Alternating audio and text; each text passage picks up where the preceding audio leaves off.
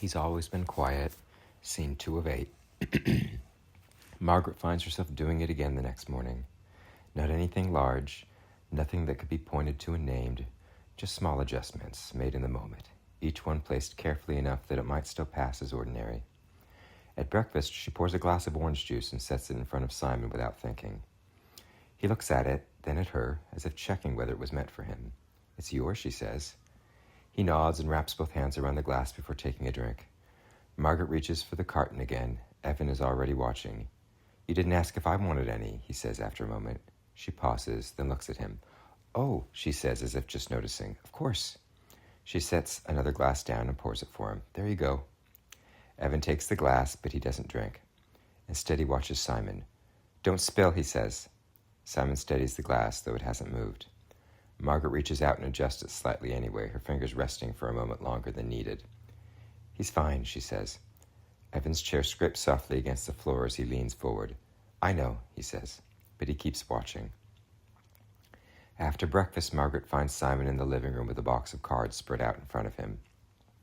He isn't playing yet, he's sorting them, grouping them by number, then reshuffling them and starting again, as if the process itself matters more than the outcome.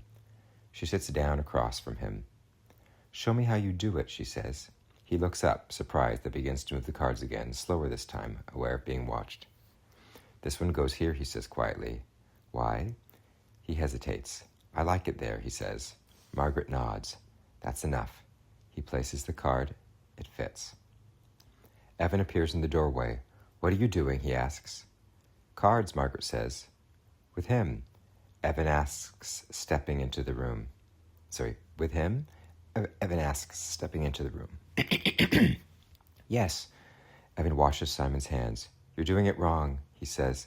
"You're supposed to start with the sets." Simon's fingers pause above the cards. Margaret leans forward slightly, not touching anything this time. "Do you want to start with the sets?" she asks. Simon looks between them. "I don't know," he says.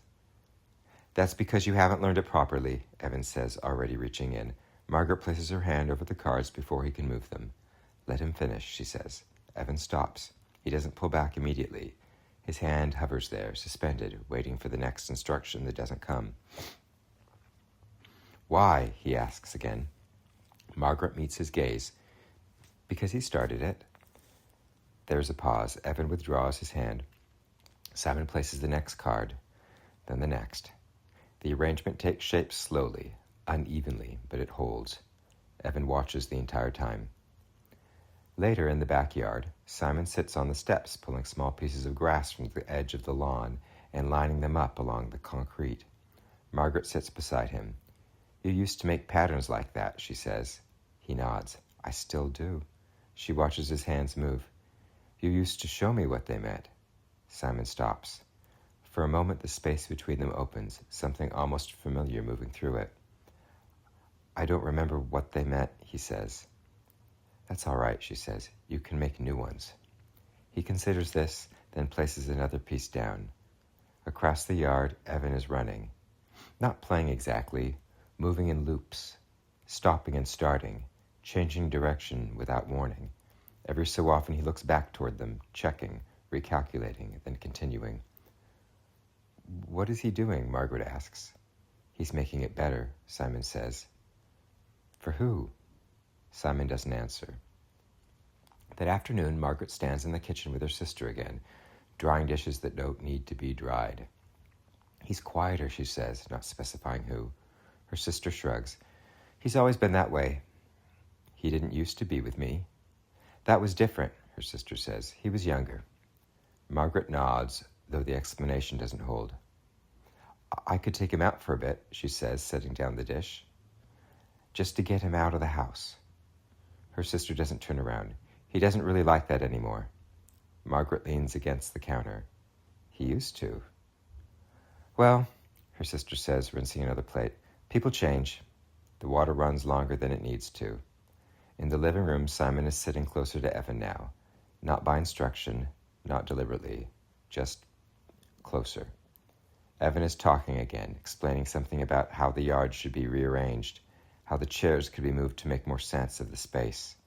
His voice moves through the room like someone straightening furniture while other people are still sitting in it. Simon nods. Margaret watches them from the doorway. She waits for a pause that doesn't come. Then she steps forward anyway. "Simon," she says. He looks up. "Do you want to come with me later?" she asks. "For what?" Evan says, before Simon can answer. Margaret doesn't look at him. "I asked Simon." There's a pause. Simon's eyes flick toward Evan, then back to her. "For what?" he repeats more softly. Margaret hesitates. "I don't know," she says. "We'll figure it out." Another pause. Simon shifts slightly. "I think," he starts. Simon shifts slightly. "I think," he starts. "He's tired," Evan says. "He's been doing a lot lately. Or lot today." Simon's shoulders settle. I'm tired," he says. Margaret nods. "All right," she says. She doesn't push. That night, Margaret lies awake in the guest room, listening to the house settle around her. The house feels intact, but not settled, like something has been moved and then carefully put back in the wrong place. Voices move faintly through the walls. Evan's steady and continuous. Simon's quieter, harder to separate. She can't make out the words, only the rhythm of them. Something being explained, something being agreed to. At some point, the voices stop. The house goes still. Margaret closes her eyes. A few seconds pass. Then something shifts. A soft sound, out of place. Not in the hallway, from outside. She sits up. The window at the far end of the room is slightly open now. She doesn't remember leaving it that way. She stands and crosses the room, careful not to make a noise.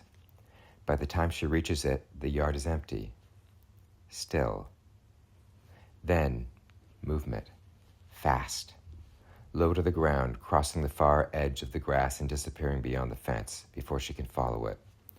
Margaret grips the edge of the window frame, leaning slightly forward, trying to hold on to what she just saw. Nothing else moves. After a moment, she pulls the window closed. The latch clicks softly into place. She stands there a few seconds longer, listening. Then she turns back toward the room. She doesn't go back to sleep.